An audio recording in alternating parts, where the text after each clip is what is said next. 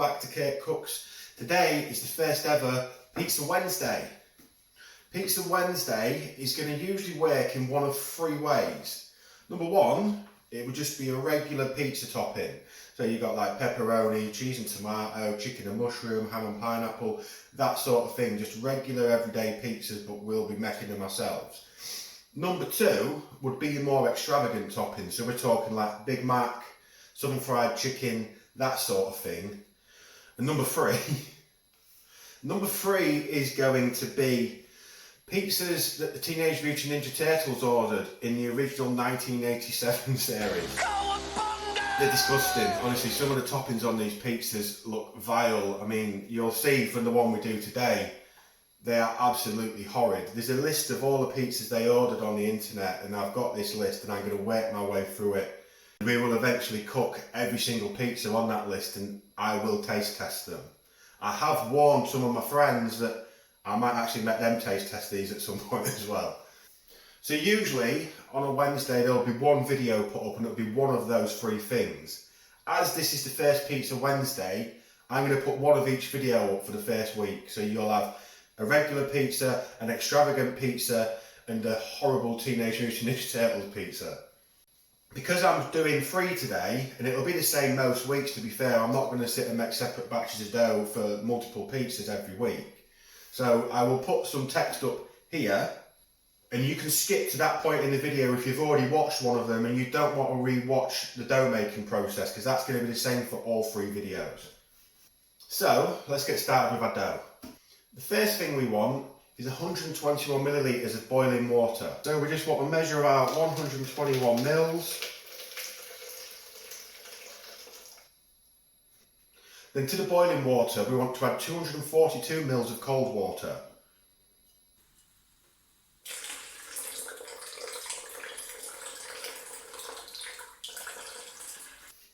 That should then give us a total of around 364 mils. That will now be the optimal temperature for yeast. So you now want to be adding 7 grams of instant yeast. I've got these little instant yeast sachets. I ended up with quite a lot of these because it was the only thing I could find in the shops during lockdown. So I've still got a few of these to use, so I'm going to just use one of those today. You just want to add your yeast into your water and just give that a quick stir.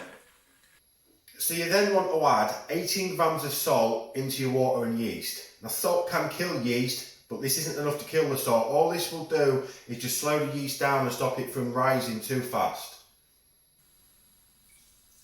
So next up, you're going to want your mixing bowl. I'm using a hand mixer today. If you don't have a hand mixer, a wooden spoon and a bowl will be fine. It's just going to take you a little bit longer and you're going to have to knead it. So the next step is to add 600 grams of flour into your mixing bowl. I highly recommend you get the double O flour.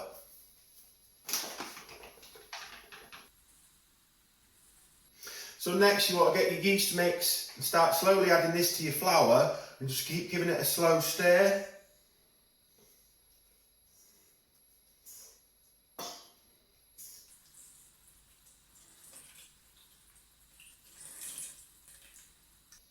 So you now just want to give this a good mix so it all just comes together.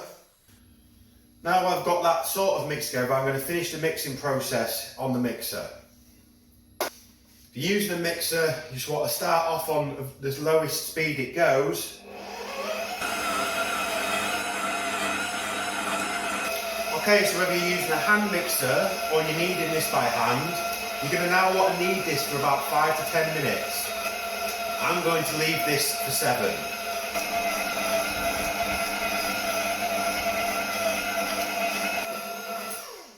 And that has been 7 minutes. So now I just want to take this off.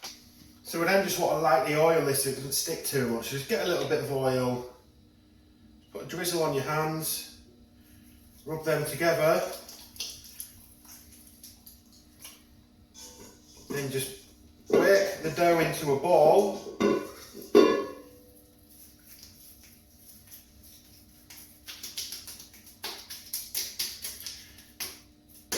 And we now just want to cover that with some cling film and leave that to rise until it's doubled in size, which with this recipe should be about 2 hours. So obviously we've got quite a lot of time now until we can actually do anything else with the dough. I'm going to quickly show you how to make a no-cook tomato sauce for your toppings for your pizzas. You just want a can of peeled plum tomatoes. Just drain the excess water out, and then just discard of that.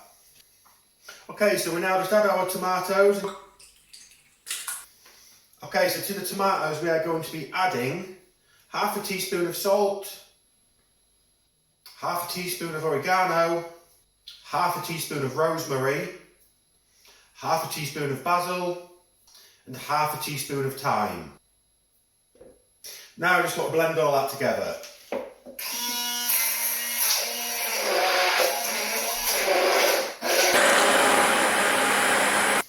And that is it, that's the sauce finished. It really is that simple. This wants to be refrigerated. You can put it in like this. I'm just going to put it in a container with a lid just so it doesn't get knocked over or anything.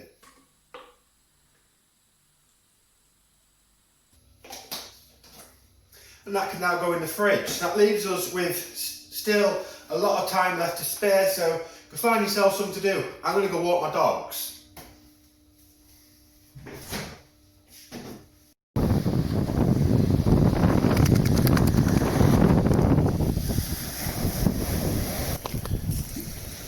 Instead I'm going to take my dogs for a walk. Loki goes for a walk. Ranger goes for a swim. Okay, so that's been nearly 2 hours, I think about 1 hour and 50 minutes, and this has definitely doubled in size.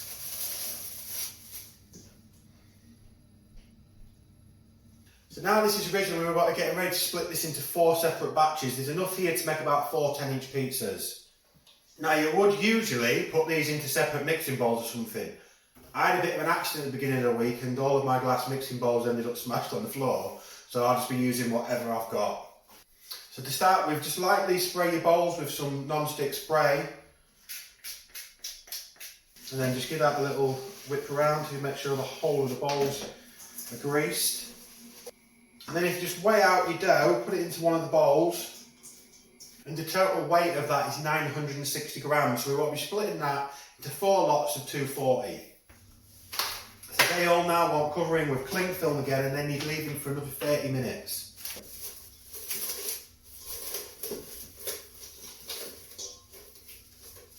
So once you've got all those covered, like I say, you just want leaving for 30 minutes. Now would be a good time to preheat your oven if that is what you're going to be cooking them on. I mean, there's so many different ways you can cook these. You can put them in the oven, you can do the frying pan method. There's so many different ways to cook them. And we will cover some of them at some point. But for the majority of the time, I'm going to be using my Baker Stone pizza oven. The Baker Stone is actually supposed to be used on outdoor barbecues, but I've had this thing for about 5 years and I always use it on my gas hobs and it's always worked fine. Okay, so for the cheese and tomato margherita pizza, I'm going to do it 2 ways. So we're going to be doing 2 cheese and tomato pizzas. We've got 2 dough, so we just need to set these off. We'll leave that one for now, because we don't need it immediately. So again, we want to flour our surface. Take your dough, roll it into a ball. Put that on there. Sprinkle a little bit of this excess flour on the top. And then just gradually stretch this out with our fingers.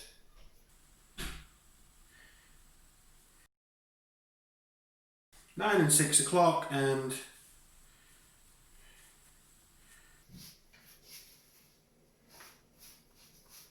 okay, so once we've stretched that out, we want to move that to the side, get our peel, sprinkle some flour onto our peel, and move our dough over onto the peel. Give it a little shake. So for this one, this is just going to be a little bit different. I've got a big beef tomato and some wet mozzarella. We just want to chop these up. Let's take some nice thin slices of the tomato and some slices of the mozzarella. Once those are ready, we can move those to the side. Bring our pizza back. Get some sauce. Get our tomatoes. And then finally our mozzarella. And that is now ready to go into the oven.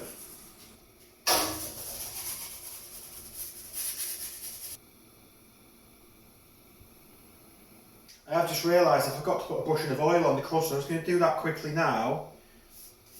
And I am also just going to add a little bit of the grated mozzarella just to fill in some of the gaps. And then I can now go back in to finish off. Okay, so let's take that out now. Could have maybe done with being turned a bit quicker on that side, but I'm sure it'll still be good.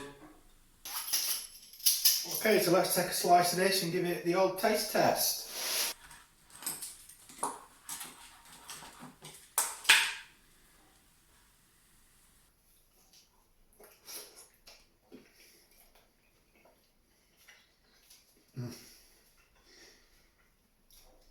It's a bit hot, but those beef tomatoes really, really nice on this. Okay, so next up we will do the other version of the cheese and tomato pizza, more basic. Now we want to repeat the dough process for the second Margherita pizza. So this one's really quick. All we want is some sauce and some grated mozzarella. Nice bit of cheese. And that is ready for the oven. Okay, and that should now about be ready to come out.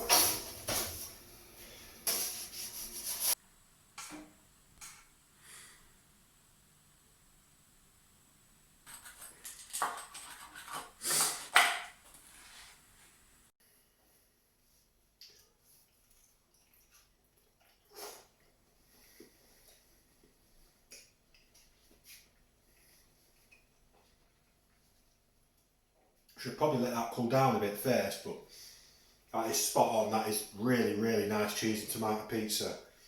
So that is everything for today. Next time we'll have something a little bit more exciting on the regular pizza versions and then just Margherita cheese and tomato pizza. So I'm going to go and eat this and I'll catch you next time.